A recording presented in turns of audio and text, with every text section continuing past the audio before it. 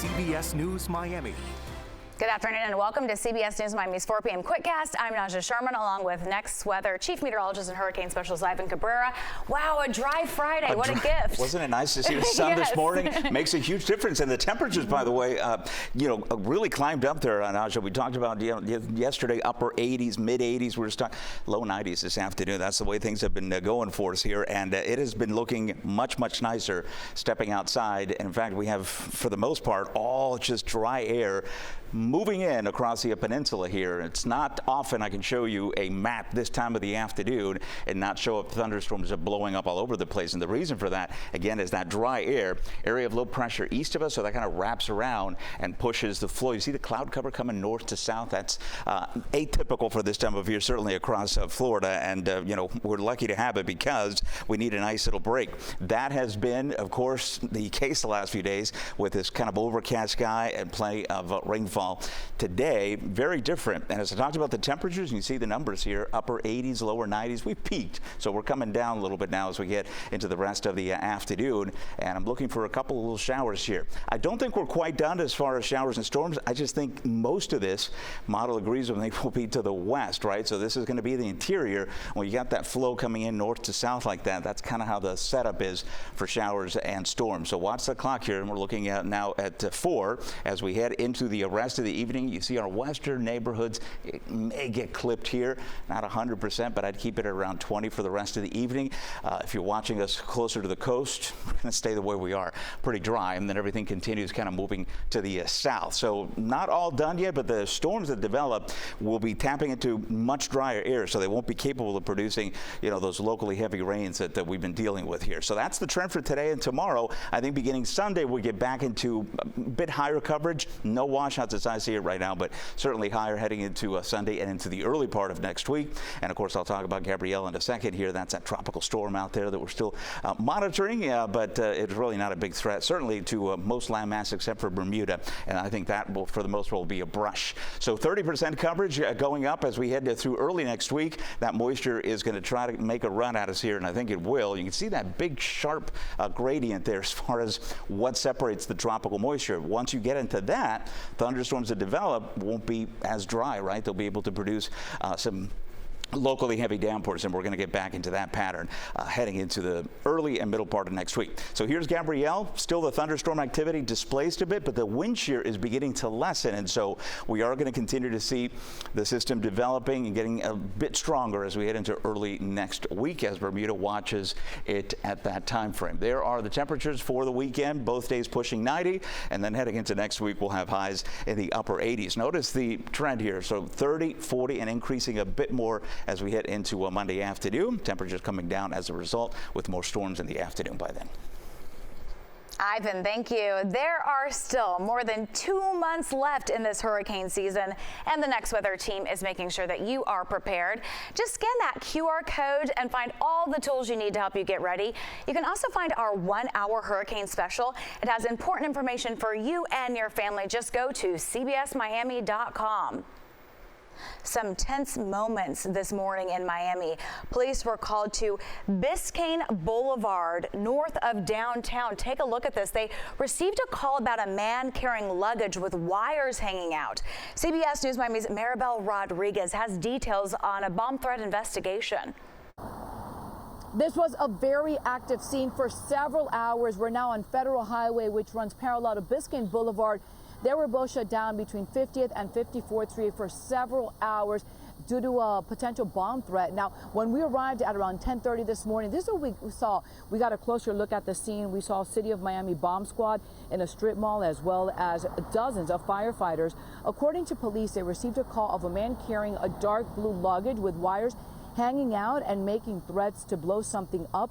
Officers arrived on the scene. They arrested that man and checked out the device as a precaution, but everything seemed to be okay. Now back out here on Federal Highway, Biscayne Boulevard between 50th and 54th Street. Those were the streets that were blocked off for several hours, but as you can see, everything now is back to normal.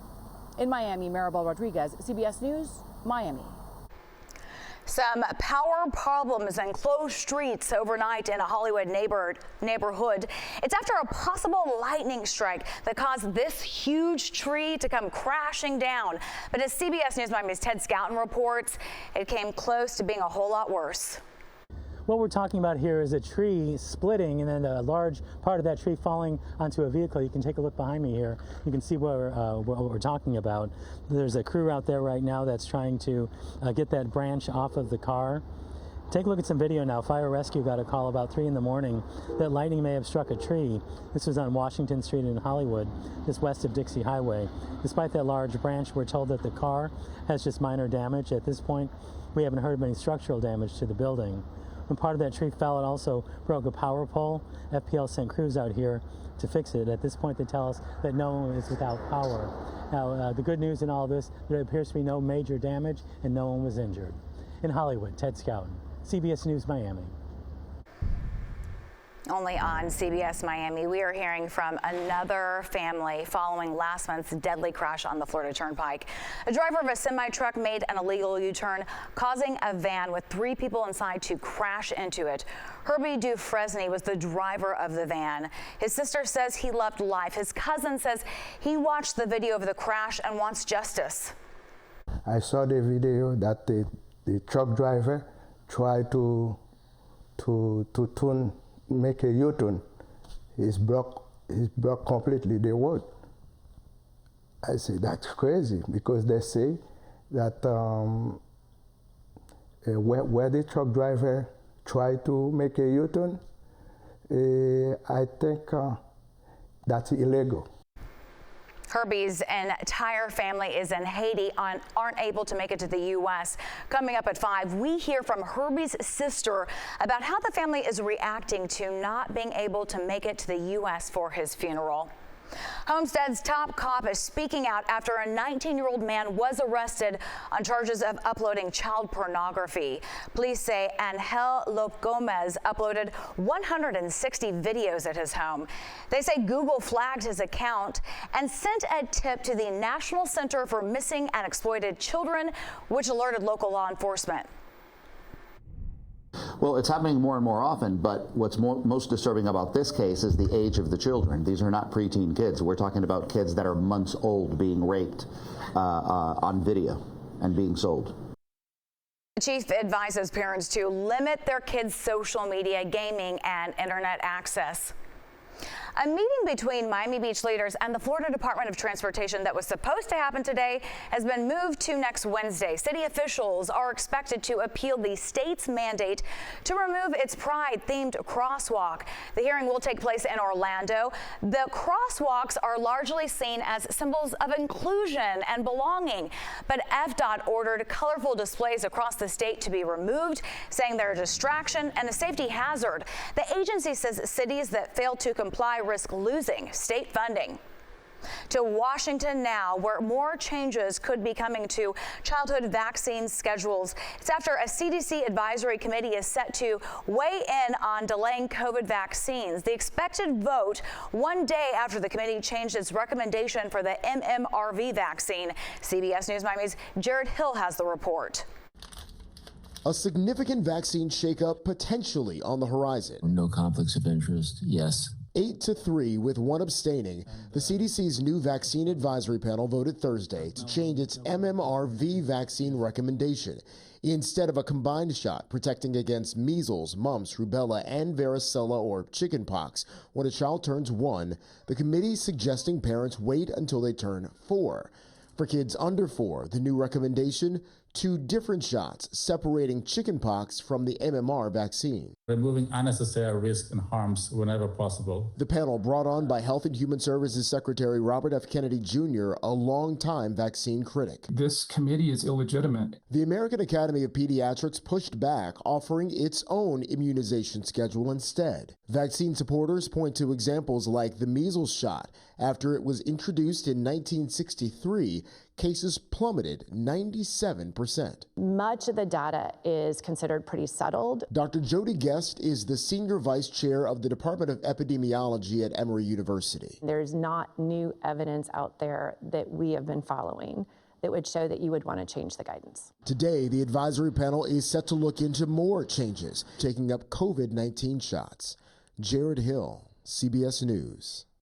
When we come back, save the dates. The U.S. Postal Service announced those all-important deadlines for sending out holiday packages. Can you believe it's already here? That's next. Welcome back to CBS News Miami's 4 p.m. Quickcast. It is a little hard to believe, but the U.S. Postal Service announced holiday season mailing dates for this year. Cards and gifts should be sent by December 17th for Ground Advantage and First Class Mail. For Priority Mail, it is December 18th. For Priority Mail Express, it is December 20th. And you can find more on the recommended shipping and mailing deadlines for the holiday season on the Post Office's website. Okay, it is finally Friday, right? TGIF. It is our favorite day of the week. And here is CBS News Miami's Lisa Petrillo with something to whet your appetite for tonight's Taste of the Town. Hey everybody, we're at a special new place in Coral Gables. It's called Arcano, and we were with owner Juan here. Juan, you opened how long ago now? 7 months. 7 months ago, Yes. here in the Gables. Tell Yes. me what Arcano means. It means secret. It means unexpected. So you're going to have a culinary experience that is unexpected. That sounds exciting. A beautiful spot seating. You have indoor and a beautiful bar over there. Yes. What's the concept of Arcano? We serve Hispano-American food, and we combine all the spices from the different regions without losing the essence of the dish. What are the dishes? The dishes are pincho de lomito, which is the tenderloin pincho, and the shrimp. And the shrimp as well. For the happy hour menu. All right, well, it is Hispanic Heritage Month. You and your wife are from where? Honduras. Yes. Honduras. How long ago did you come to the U.S.? We've been here since December, actually. All right, so an exciting new place, a new time for you. It's Taste the Town. It's coming your way on CBS News Miami at 5:30. I'm Lisa Petrillo. So much to talk about, and deals as well. Yes, definitely. All right, we'll see you soon, everybody. Looks delicious, and for a good price, sign me up. Well, that's your Quickcast. I'm Naja Sherman. Stay tuned for more news right here on CBS News Miami, and have a wonderful day.